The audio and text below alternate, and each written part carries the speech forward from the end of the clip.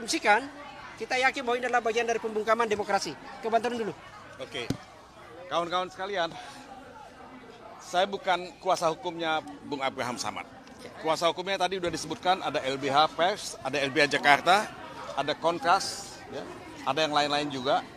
Tapi saya datang ke sini karena tadi malam, ya, saya ditelepon oleh Bung Abraham Samad. Kenapa saya ditelepon?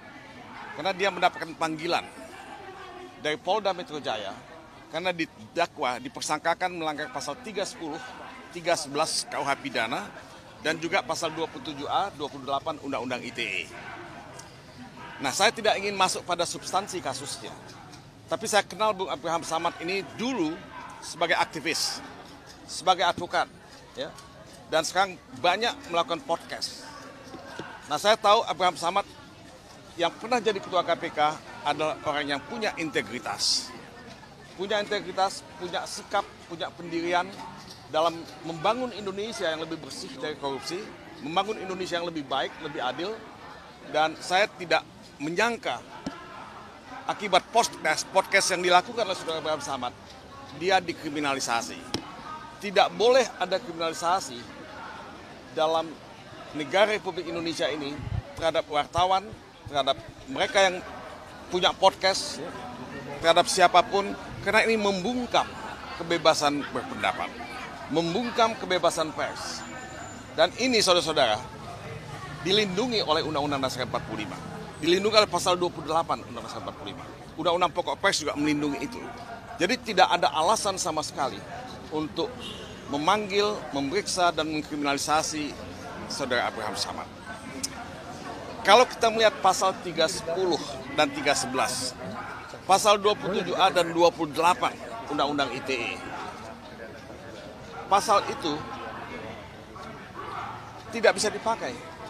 Karena di mana-mana pasal penghinaan atau pencemaran nama baik itu sudah dihapuskan.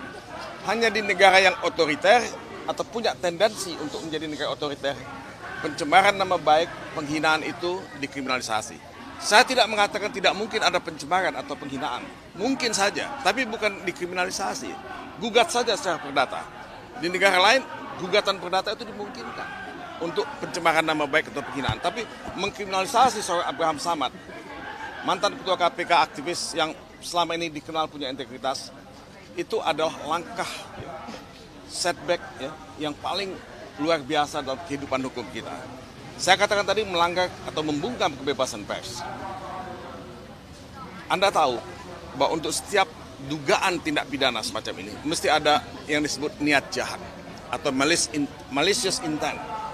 Kalau tidak ada malicious intent atau niat jahat, tidak mungkin ya ada tindak pidana. Nah, saya kira Saudara Abraham Samad melaksanakan tugasnya sebagai warga negara yang baik, mencoba ya mentransformasikan dan mengkomunikasikan semua informasi untuk mencari kebenaran yang material, yang substansial. Dan itu yang dilakukan. Loh, kenapa dikriminalisasi? Kenapa dipidana? Nah, saya tidak melihat ada malicious intent di situ. Tidak ada niat jahat di situ. Apakah dari wajah Saudara Abraham Samad kelihatan dia punya niat jahat? Enggak kan? Dia ini orang yang sangat lembut sebetulnya. Jadi, kebebasan menyatakan pendapat, kebebasan berekspresi, itu hak asasi yang mutlak, absolut, ya, dimiliki oleh setiap warga negara. Kami datang ke sini untuk mendukung Saudara Abraham Samad, ya, untuk Indonesia yang lebih baik, Indonesia yang berkeadilan dan berhukum. Dan saudara-saudara, inilah zaman di mana penegakan hukum dipolitisasi. Inilah zaman di mana hukum dijadikan sebagai weapon. Ini yang disebut weaponization of law. Ya. Nah, kalau ini yang dilakukan, negara hukum ini akan hancur. Dan Indonesia ini akan hancur. Tidak boleh ada weaponization of law yang mengkriminalisasi seseorang. Saya berharap Presiden Prabowo Subianto ya, mendengar ini dan mulai melihat ya, aparat penegak hukum Indonesia. Apakah itu kepolisian, apakah itu kejaksaan, apakah itu pengadilan, ya, bahwa kita berada di ambang bahaya. Di ambang bahaya, negara hukum ini sedang diancam. Dan kita semua akan menjadi korban dari kesewenang-wenangan ya, dari aparat penegak hukum kalau ini tidak dihentikan. Saya minta kepada pihak kepolisian betul-betul untuk menjaga ya, kewibawaan hukum, karena hukum itu panglima, tapi hukum tidak boleh disalahgunakan atau dijadikan senjata untuk menghantam mereka yang cerdas dan kritis terhadap kekuasaan.